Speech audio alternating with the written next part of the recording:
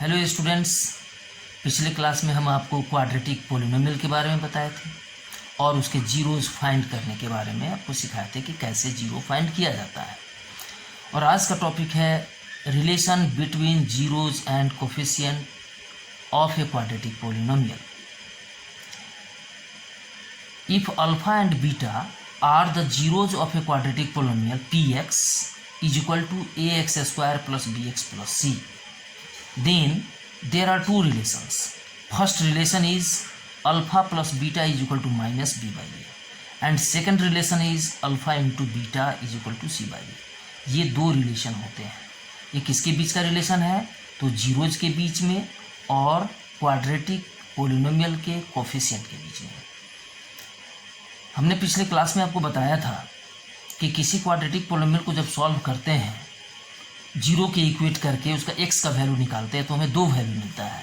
उन दोनों वैल्यूज़ को जीरोज कहते हैं। उसमें से एक वैल्यू को अल्फा से इंडिकेट करते हैं, दूसरे को बीटा से इंडिकेट करते हैं। तो ये रिलेशन, ये फार्मूला हमें ये बताता है कि अगर हमें जीरोज मालूम नहीं है फिर भी हम उन दोनों जीरोज के यानी अल्फा और बीटा के सम को निकाल सकते हैं इस फार्मूला के द्वारा, माइनस बी बाई ए के द्वारा, और उन दोनों के प्रोडक्ट को भी फाइंड कर सकते हैं इस रिलेशन से, इस फार्मूला से, जो क्या है alpha into beta is equal to c by a. ये है बहुत इंटरेस्टिंग। इस फार्मूला के द्वारा हम लोग क्या कर सकते हैं कि अगर कोई क्वाड्रेटिक पोलिनोमियल दिया गया है, हम उसका जीरोज फाइंड नहीं भी करें लेकिन उसका जो जीरोज आएगा उसका सम फाइंड कर सकते हैं और उसका प्रोडक्ट फाइंड कर सकते हैं। यह है बहुत इंटरेस्टिंग। चलिए एक पोलिनोमियल लेकर के देखते हैं कि रियली हम उसके जीरोज को फाइंड कर जीरोज के सम को और उसके प्रोडक्ट को फाइंड कर सकते हैं कि नहीं। फिर उसे चेक करेंगे कि क्या यह रिलेशन सही है। Let us take an example. मान लो कि एक पोलिनोमियल है x square plus 5x plus 6। ये पोलिनोमियल है। हम इसका जीरोज फाइंड नहीं करेंगे। मान लो कि ये पोलिनोमियल px है, इसका नेम हम px देते हैं। इसका जीरोज निकालना तो आसान है, पिछले क्लास में आपने पढ़ चुका है। X square plus 5x is equal to 0 पहले करेंगे और उसके बाद x का वैल्यू निकालेंगे तो दो आंसर हमें मिलेगा, वो दोनों जीरो। लेकिन हम वो करने नहीं जा रहे हैं। इसके जो 2 जीरोज आएंगे उसका सम क्या होगा डायरेक्ट हम इस फार्मूला से पता करें। चलो, तो alpha plus beta is equal to, यानी इसके जो ये 2 जीरोज जो हैं उसके सम को फाइंड करते हैं। सम कैसे फाइंड करेंगे? तो फार्मूला है यहाँ minus B by A. B क्या है? ये देखो 5 है, तो माइनस बी के जगह पर 5 लिखेंगे और ए के जगह पे 1 लिखेंगे, डेट इज़ -5। अब उसके बाद अल्फा इंटू बीटा, उसके जीरोज के प्रोडक्ट को फाइंड कर सकते हैं इस फार्मूले से। Alpha into beta is equal to क्या फार्मूला है? सी बाई ए।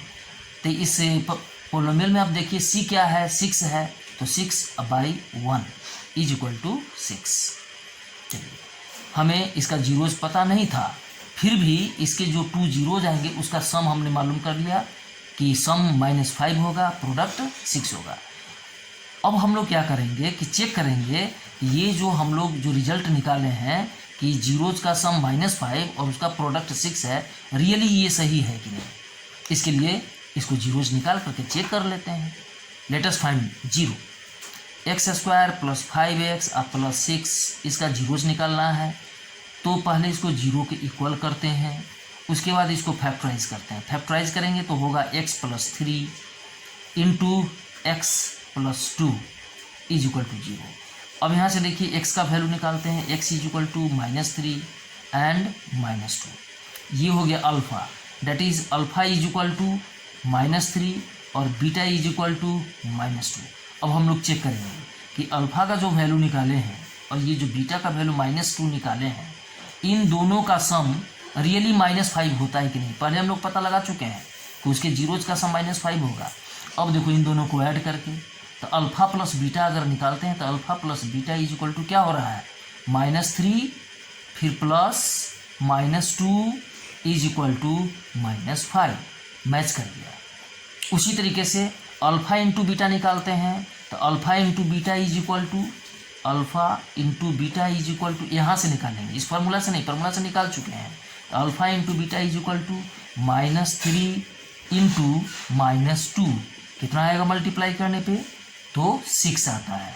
अब ये देखिए इससे मैच कर गया है यानी ये बहुत काम का फार्मूला।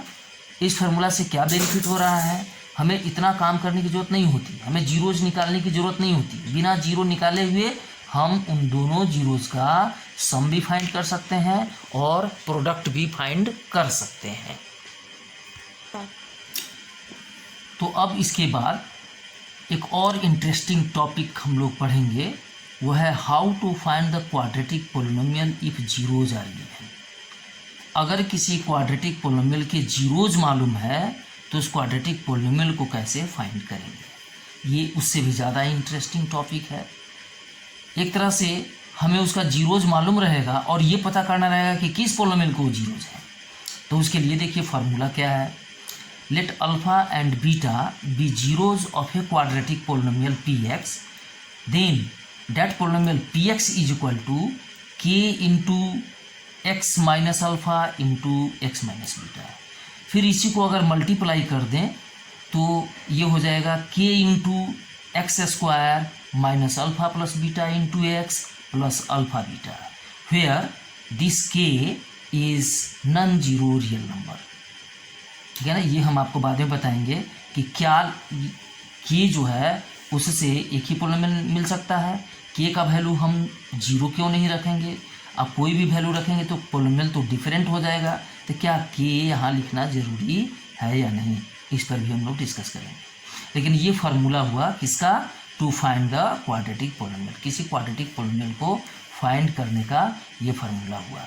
अब हम लोग देखते हैं कि एग्जाम्पल के थ्रू कि अगर जीरोज दिए गए हैं तो इस फार्मूला का यूज़ करके हम लोग क्वाड्रेटिक पोलिनोमियल कैसे फाइंड कर सकते हैं। तो चलिए अब इसके बाद एक क्वेश्चन के थ्रू हम समझते हैं कि अगर जीरोज दिया गया है तो पोलिनोमियल कैसे फाइंड करें। यहाँ हमने क्वेश्चन लिया है, find a quadratic polynomial whose zeros are 2/3 and -1/4। अब यहाँ 2/3 को हम अल्फ़ा कह सकते हैं, -1/4 को बीटा कह सकते हैं। तो alpha is equal to 2/3 and beta is equal to -1/4, beta is equal to -1/4। अब ये अल्फ़ा और बीटा अगर हमें मालूम है तो पोलिनोमियल फाइंड करने का जो फार्मूला है उसको लिखते हैं, therefore required quadratic polynomial, required quadratic polynomial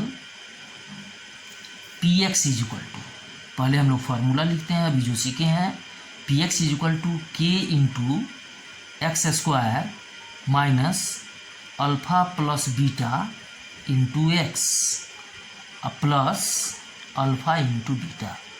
अब इसमें अल्फ़ा प्लस बीटा हम मालूम कर सकते हैं, अल्फ़ा मालूम है, बीटा मालूम है, तो हम लोग अल्फ़ा की जगह पर और बीटा की जगह पर इसका वैल्यू लग करके इसको ऐड भी कर सकते हैं।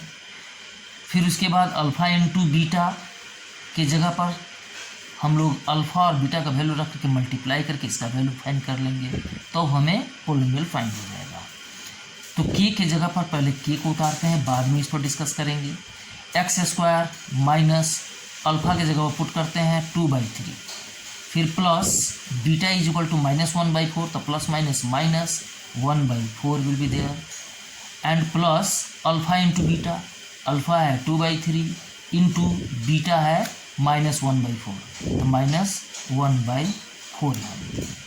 अब इसी को सिंप्लीफाई करना है, तो के इंटू एक्स स्क्वायर और इसका फिर एलसीएम लेकर के इसको सिंप्लीफाई करेंगे, माइनस एलसीएम विल बी 12, 3 4 जा 12, 4 2 जा 8, माइनस 4 3 जा 12 इंटू एक्स, और ये प्लस माइनस माइनस हो जाएगा, मल्टीप्लाई करने पर यह आ जाएगा, 2 से इसको कैंसिल करेंगे 2 टाइम्स, देन -1/6, सिंप्लीफाई मोर, के इंटू एक्स स्क्वायर और फिर इसको सब्ट्रैक्ट कर देते हैं, तो -5/12x -1/6। देखिए पोलिनोमियल हमें पता चल गया।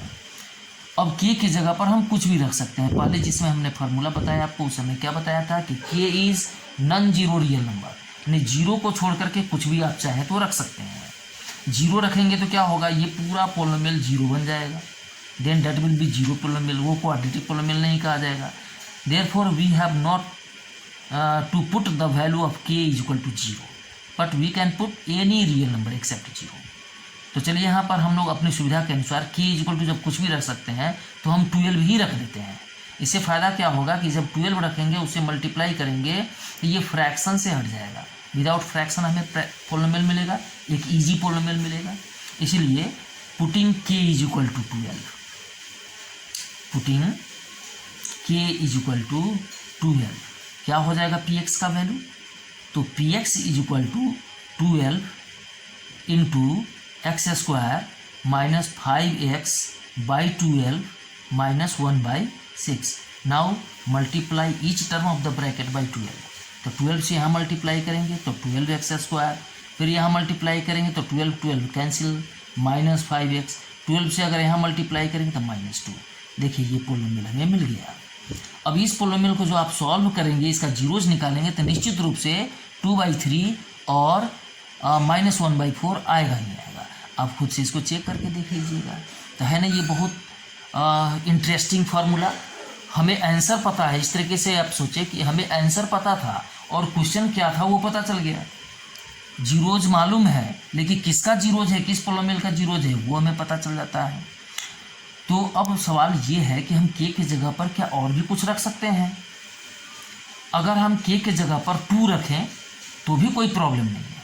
अगर 2 रखेंगे तो देखो 2x स्क्वायर, 2 से इसमें मल्टीप्लाई करेंगे तो 5/6x, 2 से अगर यहाँ मल्टीप्लाई करेंगे तो यहाँ 2/6 दैट इज 1/3, वो भी पोलिनोमियल होगा। और उस पोलिनोमियल को भी सॉल्व करेंगे तो क्या होगा, उसका जीरोज सेम आएगा, 2/3 आएगा और -1/4 आएगा। इसलिए हम कुछ भी रख सकते हैं। इससे एक बात की जानकारी हमें मिलती है कि अगर किसी का जीरोज मालूम है और वो पोलिनोमियल फाइंड करना है, then there will be not only one polynomial, there may be infinite polynomial, but we have to write any one of them. हमने यहाँ पर लिखा था फाइंड ए क्वाड्रेटिक पोलिनोमियल, तो हमने एक ही निकाला। अगर 2 पोलिनोमियल्स फाइंड करना है तो k का वैल्यू आप डिफरेंट 2 वैल्यूज रख करके 2 पोलिनोमियल फाइंड कर सकते हैं। और उन सभी का सॉल्यूशन जो होगा वह क्या होगा, 2/3 और -1/4 ही होगा।